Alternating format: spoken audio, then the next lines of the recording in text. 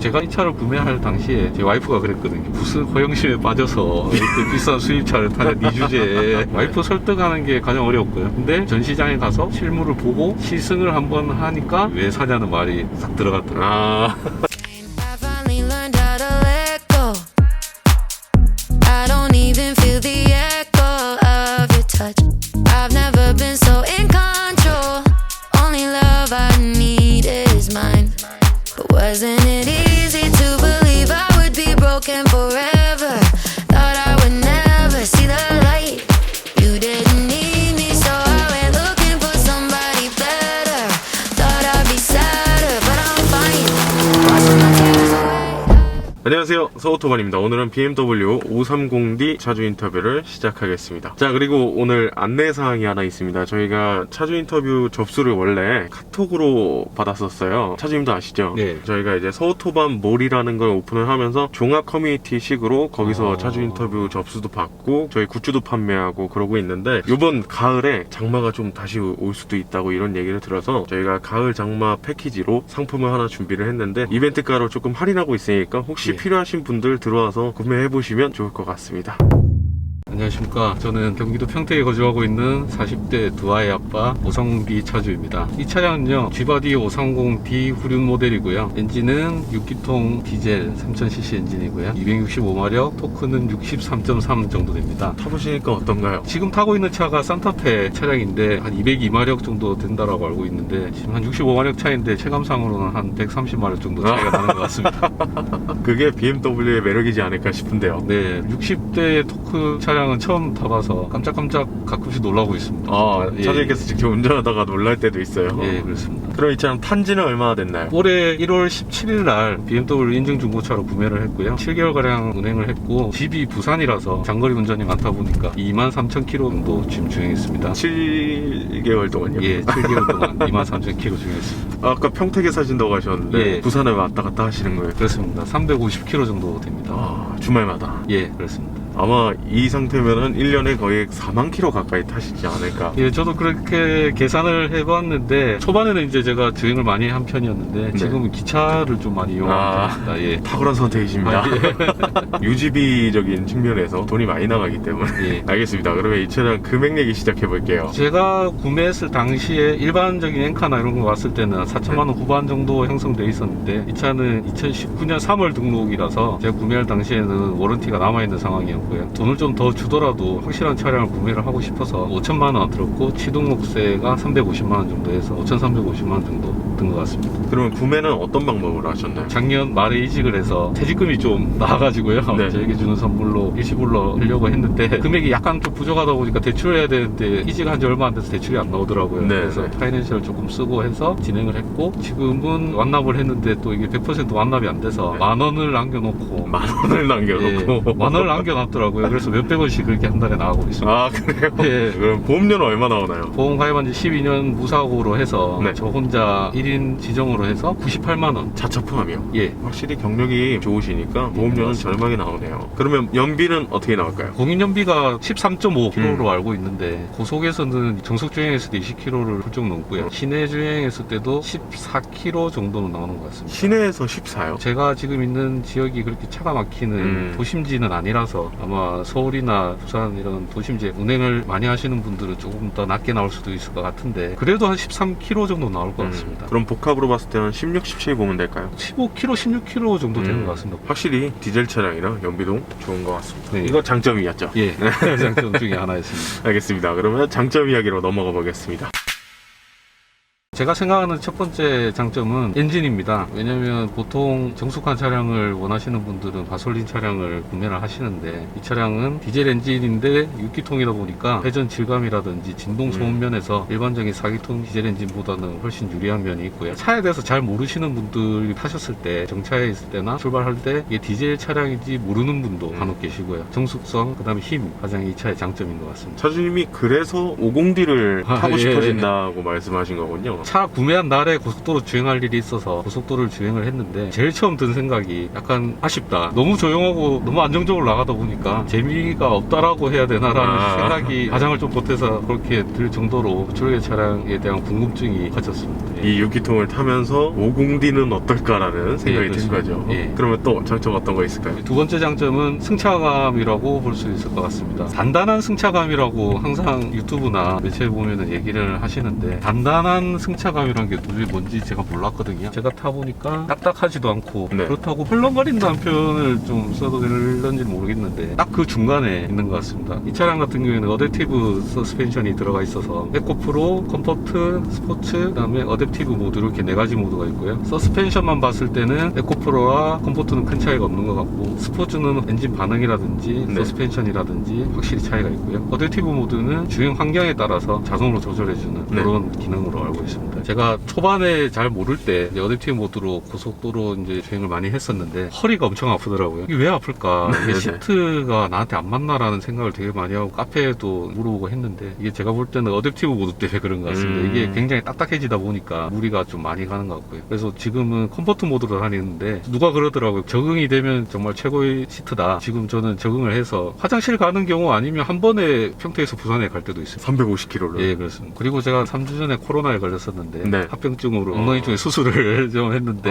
진짜요? 하고 나서 이 차를 타도 전혀 문제가 없다. 아주 편안한 승차감을 보여준다라고 볼 수 있을 것 같습니다. 알겠습니다. 그러면 네. 또 장점 어떤 거 있을까요? 세 번째 장점은 연비로 말씀드릴 수 있을 것 같습니다. 고속도로 주행했을 때 정속 주행을 했을 경우 리터당 20km가 훨씬 넘어가고요. 시내 주행을 했을 때도 급출발 급정거만 하지 않으면 연비가 잘 나오는 편이라서 제가 하루에 한 30km 정도 운행을 하는데 장거리 운행을 안 한다고 가정했을 때 가득 주유하면 1100km 정도 타거든요. 한 달 동안 주유를 안 해도 되는 그럴 정도로 연비가 굉장히 좋습니다. 출퇴근만 할 경우에는. 예, 그렇습니다. 작정하고 고속도로 연비를 측정해 보자라고 네. 처음에 마음 먹고 주유를 가득하고 주행 가는 거리를 봤을 때 980km인가 그랬거든요. 평택으로 올라오는 길에 크루즈 컨트롤 걸고 정속 주행을 했는데 주행 가는 거리가 점점 늘어나는 겁니다. 도착했을 때도 1000km 이상이었습니다. 근데 이게 포인트는 6기통 디젤인데 이런 연비가 그렇습니다. 나온다는 거. 그러면 또 다음 장점 어떤 거 있을까요? 풍부한 옵션으로 들 수 있을 것 같습니다. 반자율 주행, 통풍 시트, 아이들을 위해서 후측면 커튼이 있었으면 좋겠다고 생각을 했고요. 최근에 골프를 배우기 시작해서 골프백을 싣고 내릴 때 손발 편하게 하기 위해서 키모션 트렁크도 있었으면 좋겠다고 생각을 했고요. 서라운드 뷰, 그리고 마지막으로 고스트 도어라고 이 옵션이 장착되어 있는데 이야, 고스트 도어가 들어가 있어요. 네, 그렇습니다. 필수 옵션은 아닌데 좁은 주차 공간이나 아이들이 차문을 닫았을 때 제대로 닫히지 않아서 다시 열고 닫아야 되는 그런 불편한 점이 없어서 그런 옵션은 좋은 것 같습니다. 그리고 이 오디오가 일반적으로 하이파이 오디오, 그 다음에 하만카돈, 그 다음에 바우슨 윌킨스 오디오가 들어가는 걸로 알고 있는데 차량 같은 경우는 하만카돈 오디오가 들어가 있어서 아무래도 일반 오디오보다는 나은 음질을 보여주고 있습니다. 그러면 또 장점 어떤 거 있나요? 마지막 장점으로는 가성비라고 할 수 있을 것 같은데요. 지금 이 차량 같은 경우에는 현재 4천만 원 중반 정도에 아마 구매를 하실 수 있을 것 같은데 제가 앞서 말씀드리는 엔진 정숙성, 승차감, 옵션 등을 따졌을 때 이 4천만 원대 차량 중에서는 최고가 아닐까 생각을 하고 있습니다. 뒤에도 말씀드리겠지만 정말 많은 차량을 비교를 했었는데 결국엔 제가 차를 선택하게 되었습니다. 알겠습니다. 그러면 이번엔 단점 이야기 시작해 보겠습니다.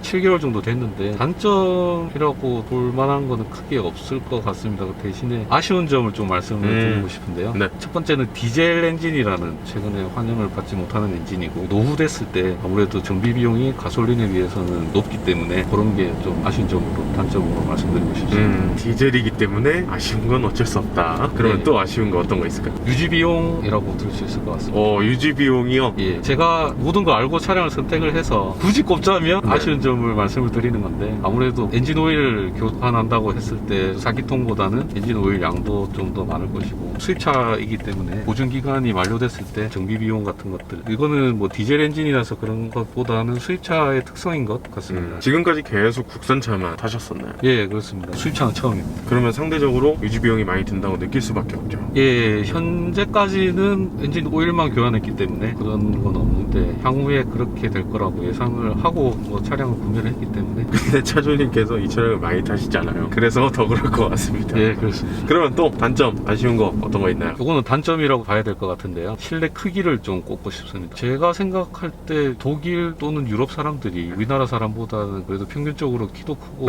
덩치들이 큰데 이게 패밀리 세단인지가 정말 네. 궁금하고요. 저희가 흔히 생각하는 이미지의 독일 사람 4명이 탔을 때 굉장히 불편하지 않을까. 머리도 천장에 닿을 것 같은데 어떻게 보면 좀 단점이라고 볼 수 있겠습니다.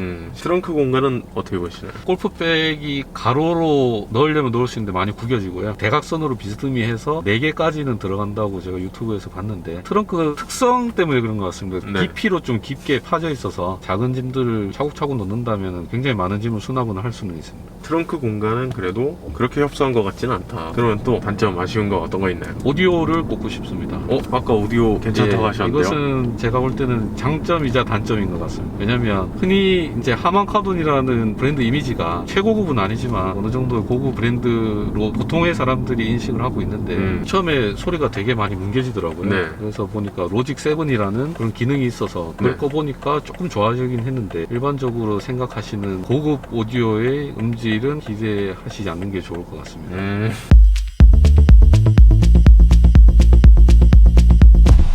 이 차량 타고 다니시면 주위에 반응 어떤가요? 제가 처음 차를 샀을 때 주위에서 다 잘 샀다, 이쁘다. 왜냐면 차 색상이 흰색이고 또 시트가 모카 색상이다 보니까 일반적으로 봐도 딱 그냥 봤을 때 깔끔해 보이다 보니까 그런 게 있고 저도 그렇지만 제 주위도 다 이제 평범한 직장인들이다 보니까 수입차를 타는 사람이 많이 없는데 좋은 차 타네 이렇게 얘기해 주시고 차를 또 잘 아는 분들은 6기통 디젤 엔진을 선택을 했구나, 차 정말 잘 샀다라고 이렇게 좀 말씀해 주시고 그렇습니다. 근데 6기통 디젤을 5 시리즈에서는 잘 안 타시거든요. 대부분 많은 분들이. 이 차량을 구매하신 이유는 어떻게 될까요? CT6라고 하지 않습니까? 네. 540i도 구매 물망에 있었는데 금액적으로 너무 높아서 포기를 했고요. 대안을 찾다 보니까 사람들이 흔히 말씀하시는 마지막 내연기관을 6기통으로 좀 장식을 하고 싶어서 6기통 중에 알아봤는데 국산차 중에서는 이제 V6 모델이 많이 있었고 수입차 중에서는 벤츠가 최근에 이제 뭐 직렬로 바뀌긴 했는데 벤츠도 V6였고요. 금액적으로 이렇게 계속 맞추다 보니까 직렬 6기통 가솔린 엔진을 사기에는 부담스럽고 그렇게 해서 대안으로 발견한 게 디젤 6기통 엔진이었습니다.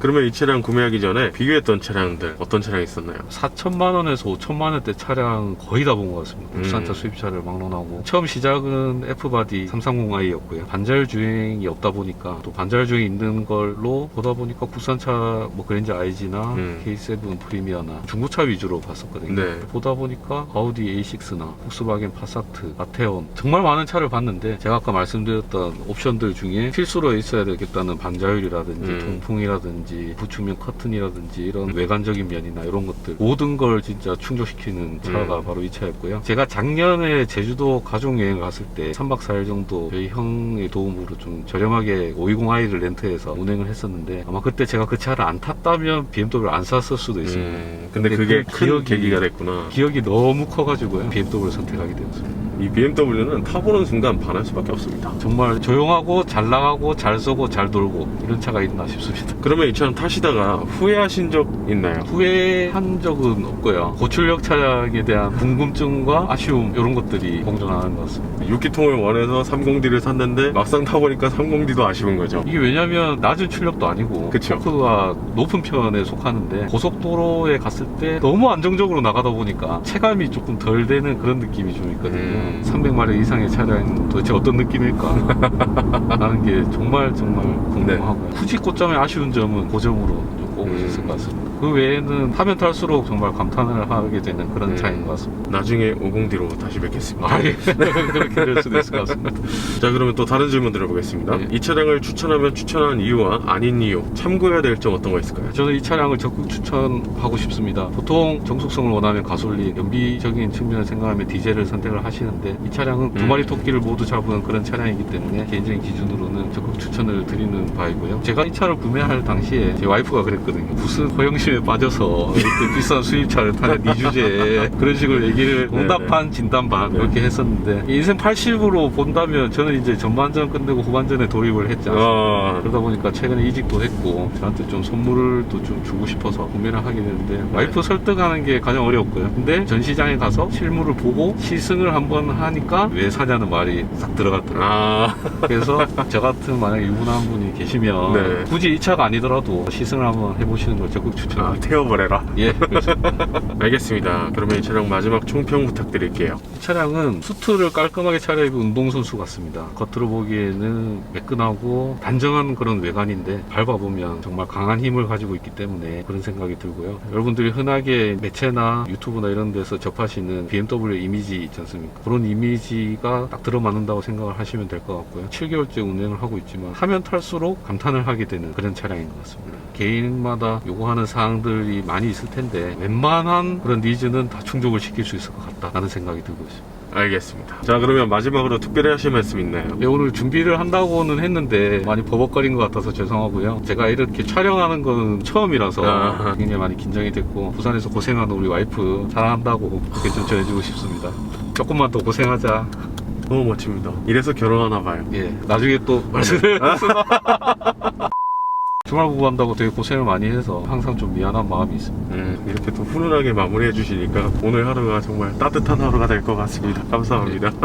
그러면 오늘 인터뷰는 이 정도에서 마무리하도록 하고요. 저희 서호토반은 다음번에 또 다양한 차종 가지고 인사드리겠습니다. 지금까지 서호토반이었습니다. 감사합니다.